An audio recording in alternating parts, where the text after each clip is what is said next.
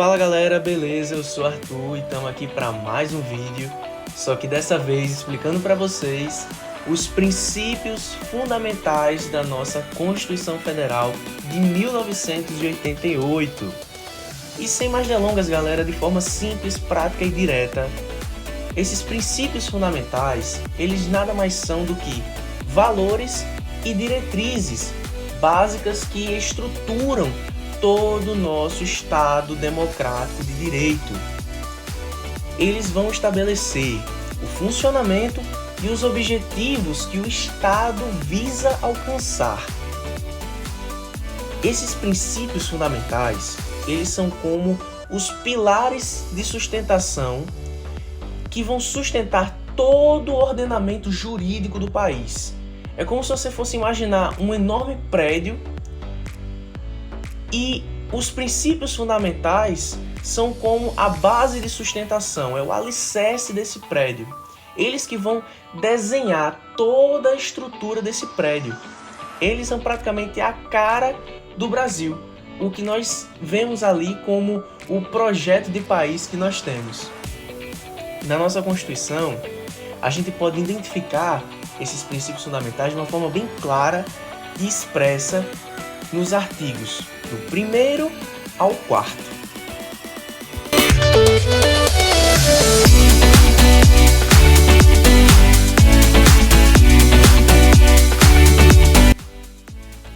Entrando agora mais precisamente no ordenamento jurídico da nossa Constituição, nós vamos identificar logo no artigo 1º que ela vai fazer o desenho do que vem a ser o Estado brasileiro.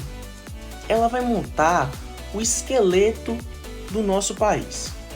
Mas sem muita enrolação, vamos aqui ler o que diz o texto do artigo 1º. Diz assim: a República Federativa do Brasil, formada pela união indissolúvel dos estados e municípios e do Distrito Federal, constitui-se em um Estado democrático de direito. Atenção para essa palavra. E tem como fundamentos a soberania, a cidadania, a dignidade da pessoa humana, palavra-chave, os valores sociais do trabalho e da livre iniciativa e o pluralismo político. Parágrafo único. Todo o poder emana do povo, que o exerce por meio de representantes eleitos ou diretamente, nos termos dessa Constituição. É isso que nos diz o artigo 1º. Mas eu chamo a atenção para uma palavra interessante: Estado Democrático de Direito. O que isso quer dizer? Isso denuncia a vertente constitucionalista da nossa Constituição. Isso já faz um link perfeito com o que vimos em constitucionalismo. Nossa Constituição, ela é neoconstitucional, ela é constitucionalista contemporânea. E não podia ser diferente.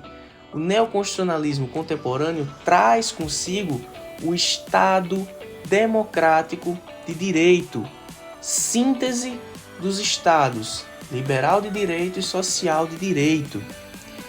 E o Estado democrático de direito, ele tem como uma palavra-chave, assim, é a base dele, é a novidade que ele traz dentro de todo o seu contexto histórico. No nosso caso, em resposta à ditadura militar, nós vamos ter a dignidade da pessoa humana, que é um valor, um princípio que foi fragilizado nesse período da nossa história. E nós vemos também aqui no inciso 4º os valores sociais do trabalho, o que já denuncia a herança do Estado social de direito no neoconstitucionalismo, no caso do Estado democrático de direito, e também no mesmo inciso a livre iniciativa, que é a herança do Estado liberal de direito no neoconstitucionalismo, no Estado Democrático de Direito. Nós temos a herança dos dois estados no Estado Democrático de Direito. Isso é incrível. Já demonstra justamente a síntese, denunciar que a síntese que é o Estado Democrático de Direito, do Estado Social de Direito e o Estado Liberal de Direito. Agora eu vou explicar o artigo 2º da Constituição Federal de 88, que diz o seguinte: são poderes da União independentes e harmônicos entre si, o Legislativo, o Executivo e o Judiciário. Esse artigo ele consagra um dos pilares mais importantes do Estado Democrático de Direito, que é o princípio da separação dos poderes. Mas essa ideia ela não surgiu do nada. Ela tem uma longa história que começa ainda no século XVII, com pensadores como John Locke, que defendia a divisão entre o poder de legislar e o de governar como forma de evitar abusos de poder. Mais tarde, no século XVIII, Montesquieu aprofundou essa teoria ao propor 3 funções distintas: legislar, executar e julgar. Essas ideias influenciaram diretamente a Constituição dos Estados Unidos de 1787, que foi a primeira Constituição moderna escrita. O contexto histórico, dos Estados Unidos era a luta dos colonos americanos contra o autoritarismo do rei inglês. Por isso, eles criaram um sistema baseado na separação dos poderes e nos chamados freios e contrapesos, ou check and balance, para que nenhum dos 3, legislativo, executivo e judiciário, tivesse um poder absoluto, Essa estrutura, vamos finalmente para o Brasil. Essa estrutura ela foi trazida para o Brasil primeiro de forma tímida, lá na Constituição de 24, ainda durante o Império, mas com várias distorções, como o poder moderador do imperador. Já na Constituição Republicana de 91, a separação dos poderes passou a seguir mais de perto o modelo norte-americano. Mas, por fim, chegando na de 88, que marcou a redemocratização do Brasil depois de 20 anos de ditadura militar, o artigo 2º reafirma a importância de termos esses 3 poderes autônomos, independentes, mas ao mesmo tempo harmônicos entre si. Isso significa que eles devem se controlar mutuamente, mas também cooperar pelo bem da sociedade. Esse modelo é essencial para garantir que o poder não se concentre nas mãos de poucos, para proteger os direitos individuais e para manter o equilíbrio institucional. Assim, o artigo 2º, ele é mais do que uma norma, ele é um escudo da nossa democracia. Bom, chegando agora no artigo 3º, nós vamos dar cor ao nosso Estado Democrático de Direito. Vamos analisar agora os objetivos da nossa Constituição, os objetivos que o Estado visa alcançar. Sem muita enrolação, vamos analisar aqui comigo o que diz o texto do artigo 3º, que diz assim: constituem objetivos fundamentais da República Federativa do Brasil. Inciso 1º, construir uma sociedade livre, justa e solidária. Inciso 2º, garantir o desenvolvimento nacional. Inciso 3º, erradicar a pobreza e a marginalização e reduzir as desigualdades sociais e regionais.